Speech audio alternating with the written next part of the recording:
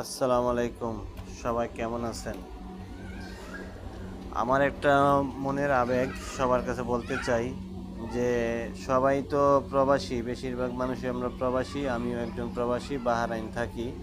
তো আমার একটা ইচ্ছে যে বিদেশে তো আমরা সারা বছর থাকবো না, দেশে যাব একবার না একবার। তখন দেশে গিয়ে আমরা হুট করে কী করব? সেজন্য আমি উদ্যোগ নিয়েছি যে আমি এইখানে থেকে একটা খামার রেডি করব। খামারটা মোটামুটি রেডি হয়ে গেলে আমি দেশে গিয়ে এই খামারটা নিজে করব। তো আমার সাথে কে কে একমত আপনারা সবাই কমেন্টে জানাবেন।